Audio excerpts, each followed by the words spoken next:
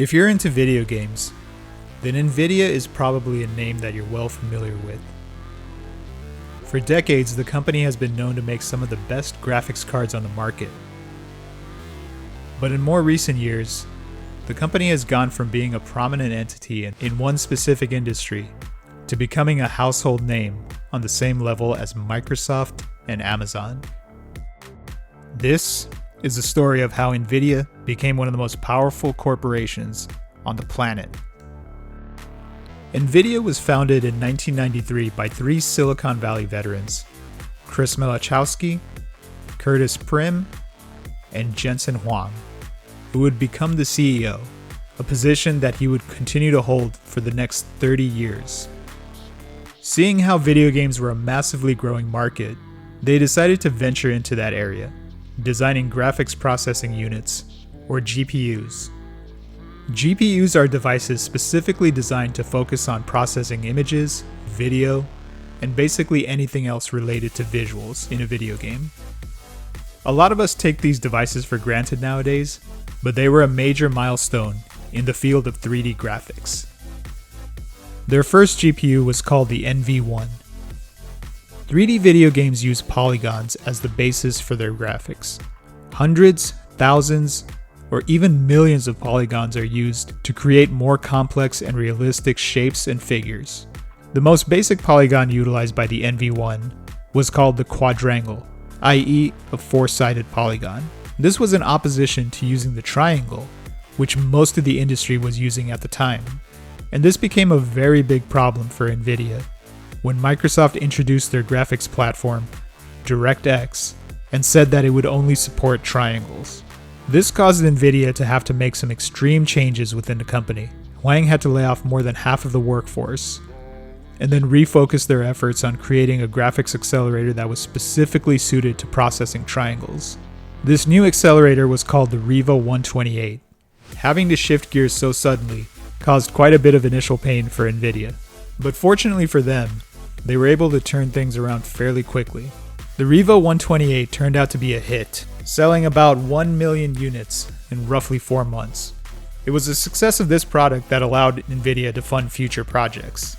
In 1999, Nvidia released the GeForce 256, the first consumer-grade level GPU that introduced transformation and lighting. This card was vastly superior to its competitors at the time. Not too long after, Nvidia would be met with more opportunity by scoring a deal with Microsoft to provide the GPU for their first ever console, the Xbox. This was a $200 million contract for Nvidia. Though the deal was fairly lucrative for Nvidia, sadly the company and Microsoft would part ways due to financial disagreements. Fortunately for Nvidia, they would soon get another opportunity to work with a console manufacturer. In 2005, Nvidia managed to ink a deal with Sony to develop the graphics chip for their next-gen console, the PlayStation 3. The GPU that would power the PS3 would be called the RSX. Nvidia seemed to have better luck with this arrangement than they did with Microsoft, as the PS3 managed to sell far more units than the original Xbox ever did. However, similar to what happened to Microsoft, Nvidia's relationship with Sony would be short-lived, and they would part ways at the end of the PS3's life cycle because they felt development on the PlayStation 4 wouldn't be worth the cost, and that their resources could be put to better use in other areas. However, as the saying goes, when God closes a door, he opens a window. In 2015, Nvidia decided to dip their toes in the mobile GPU market. They developed the Tegra X1 chip, which would power their Shield TV console. Sadly for Nvidia, the Shield TV was a bit of a flop, but fortunately for them, the last remaining member of the video game hardware manufacturer trio, Nintendo, needed exactly what Nvidia was offering. The Tegra line was supposed to be for mobile devices, and Nintendo had made the decision that their next console, the Switch, would also simultaneously function as a handheld device. So it was a match made in heaven, and the arrangement would pay massive dividends for both parties. As of this video, Nintendo had managed to sell over an incredible 130 million units, selling more than both the original Xbox and PS3 combined, and becoming their second best-selling system. and Nvidia plans on continuing to work with Nintendo on their next generation system, the Switch 2. Jensen Huang said that he expects Nintendo and Nvidia to have a 20-year-long relationship. Of course, during all this time working with all the console manufacturers, Nvidia didn't ignore their roots, the PC market. While they were met with great success working with the big three, Nvidia was also doing quite well for themselves, continuing to make PC graphics cards. From 2006 on, they were always ahead in market share compared to their closest rival, ATI, which would soon be incorporated into AMD. Since 2004, Nvidia had been doing pretty well in the sense that typically every year they would have growing revenue. But for the most part, these increases were marginal and not particularly impressive. However, two major events would occur that would greatly change Nvidia's finances. The first was the advent of the COVID pandemic. I realized that for most of us it wasn't exactly a pleasant time, but for Nvidia, the pandemic turned out to be massively beneficial. With millions of people forced to stay home, either due to work from home initiatives or simply losing their jobs entirely, lots of people suddenly had a lot of free time, and so many found ways to keep themselves busy. One great way to keep oneself busy, it turns out, was gaming. In 2020, Verizon reported that due to COVID, there was a 75% increase in gaming activity. Great news for Nvidia. In 2019, Nvidia's gaming division made a little over $5.5 billion, which isn't too bad. However, at the height of COVID, that number would shoot up to over $12.5 billion, with Nvidia controlling a very hefty 80% of the discrete GPU market. Nvidia's gaming division was making more in revenue alone than the company did as a whole in 2019. However, as successful as Nvidia may have been thanks to COVID, that would be nothing compared to what they would be achieving thanks to another major flashpoint. Nvidia made a big bet more than a decade and a half ago. They saw the potential in artificial intelligence. In 2006, Nvidia released a little something called CUDA, a software and programming language that allowed programmers to take advantage of all of a GPU's hardware functions. Shortly after, programmers and developers realized that CUDA was actually very effective at training and running AI models. One of the first experiments Nvidia did with the new CUDA technology was partnering with Western Gecko, a subsidiary of Schulenburg NV, an offshore oil drilling company, to optimize an algorithm to scan underneath the ocean floors for oil deposits. They had so much data, they'd use helicopters to transfer it from the ships to where they compute it. All that data needed to be processed and turned into drill here, look here, literally $100 million decisions. With Nvidia's GPUs, they were able to mine the data more than 6 times faster than the hardware that Western Gecko was already using before. But as impressive as that was, the real potential of Nvidia's technology would become apparent at an academic competition in 2012. A computer scientist named Alex Krasinski, in collaboration with Ilya Sutskever and Jeffrey Hinton, created AlexNet, a neural network designed to accurately recognize the content of images. The team utilized 2 Nvidia GPUs to train the system. The results set records. AlexNet proved to have significantly better accuracy at recognizing images with a 15.3% error rate, whereas the closest competitor was 10 points behind. This would be a colossal milestone in the field of deep learning, what many called AI's Big Bang moment. It was after this that Jensen Huang decided AI was going to be Nvidia's newest focus. You probably heard the saying that there's 2 ways to get rich during a gold rush. The first is, of course, to strike gold. The second way is to sell shovels and pickaxes. Well, Nvidia would be selling shovels and pickaxes in the form of its GPUs and CUDA library. Nvidia has a double mode right now, in that they have the highest performance training hardware. Then on the input side of the software, in AI, there are libraries and CUDA. In May of 2020, Nvidia announced its newest advanced AI processing chip, the A100. Based on Nvidia's Ampere microarchitecture, the same used for Nvidia's 3000 series gaming GPUs. Each of these chips consisted of 54 billion transistors. Nvidia also introduced the DGX A100, which is basically a collection of 8 A100 GPUs in a single rack. This supercomputer would have 320 gigabytes of memory, 12 terabytes per second of bandwidth, and up to 5 petabytes of performance, or 20 times more processing power than their prior generation chips. Each one of these configurations costs nearly $200,000. The US Department of Energy's Argonne National Laboratory was a first customer for these new chips, which they would be using to run simulations and AI models in order to help aid in the fight against COVID. The DGX A100 system's power will enable scientists to do a year's worth of work in months or days. But the Department of Energy wouldn't be the only major entity to seek out these chips. Large Silicon Valley corporations also sought out these chips to help power their cloud computing platforms, like Microsoft's Azure, Amazon's AWS, and Google's Cloud, due to vastly increased usage and traffic from the pandemic. Nvidia was making slow but steady gains in the AI market. However, there would come to be a landmark moment that would accelerate Nvidia's growth to never-before-seen heights, and that was with the introduction of a little program called ChatGPT, an AI chatbot created by the company OpenAI with funding from Microsoft. ChatGPT took the world by storm, becoming the fastest application to achieve over 100 million users. And it was powered by over 10,000 of Nvidia's A100 chips. Chips that companies like Microsoft, OpenAI, Google, Amazon, and many others would continue to buy by the thousands.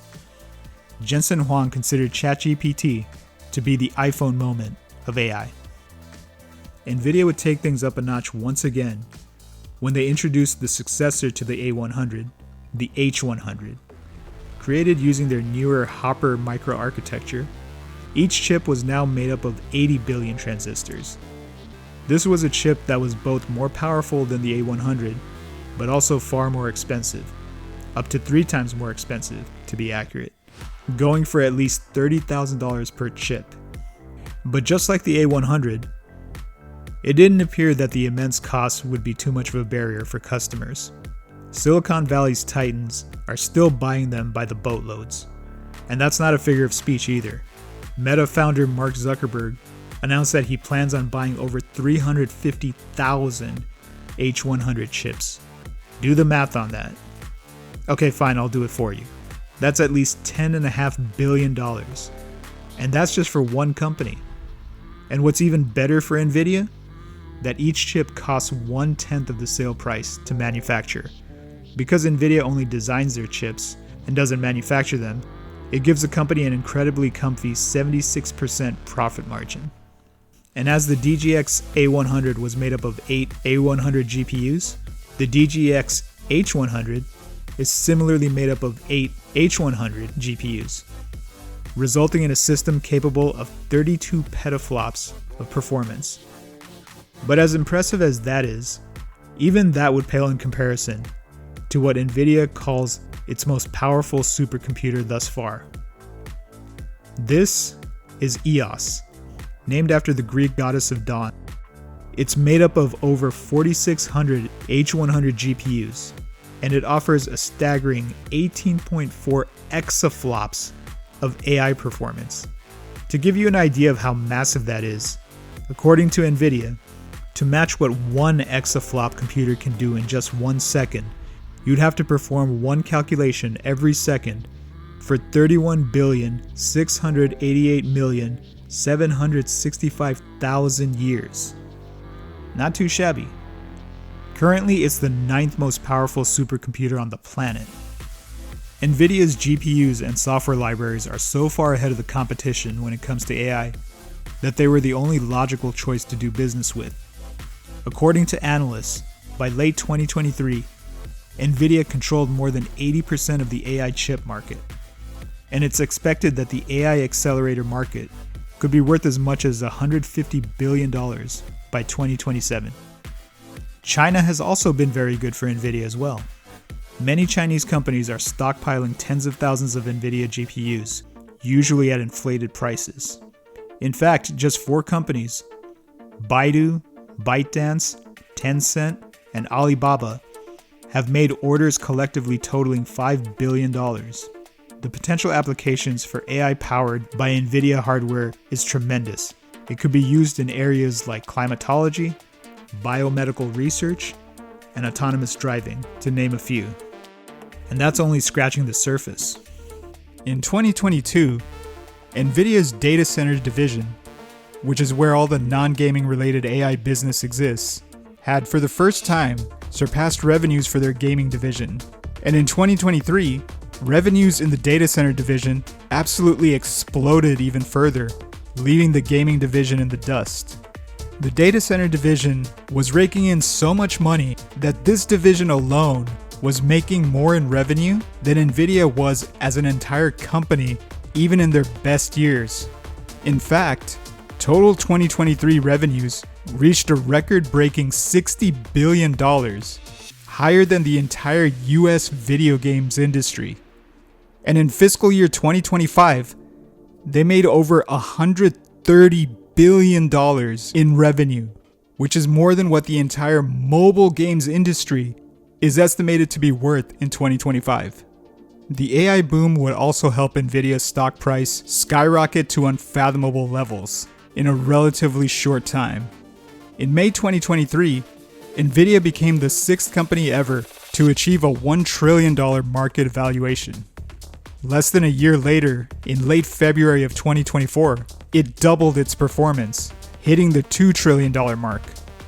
But even that record would be shattered once more, just a mere 3 months later, when they would hit the $3 trillion threshold. A feat that only 2 other companies at that point, Microsoft and Apple, managed to achieve.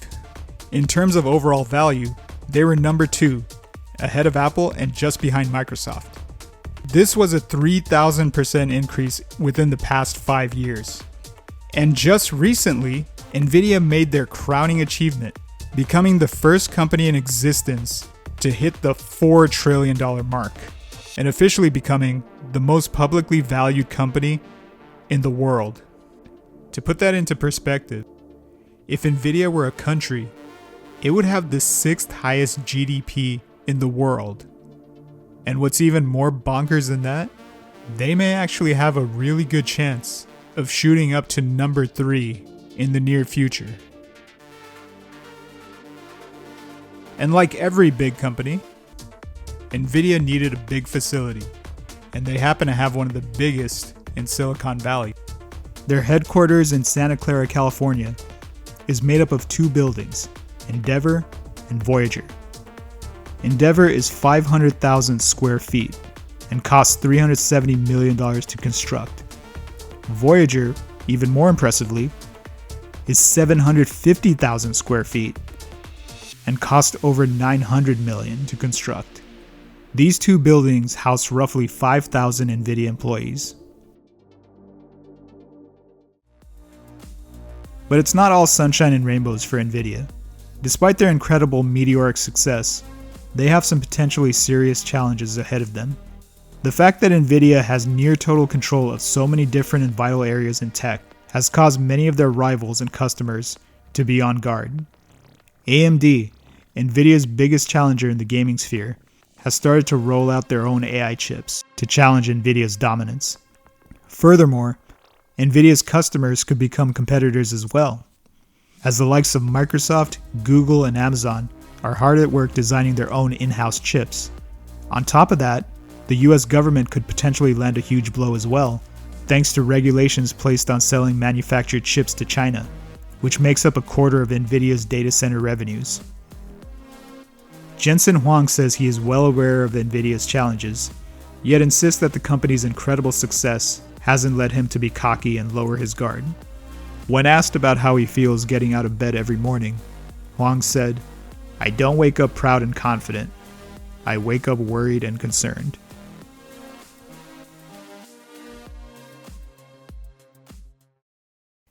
Hey everyone! Thanks for watching. You know, making these videos can be a lot of fun. Researching these topics leads me to discover a lot of really cool and interesting information. However, as enjoyable as these discoveries are, making these videos is unfortunately a lot of work. As someone who has a degree in history, the most enjoyable part for me is the research portion. But even that takes quite a bit of effort to collect and read all kinds of articles and books and go over dozens of hours of footage and interviews and the like. Never mind doing the scripting and video editing, which take much, much longer. Hopefully you like my content and appreciate the work that goes into these videos. And if you do, I would really appreciate it if you can make any donations to my Patreon. So thanks a lot, and I hope you guys have a great day.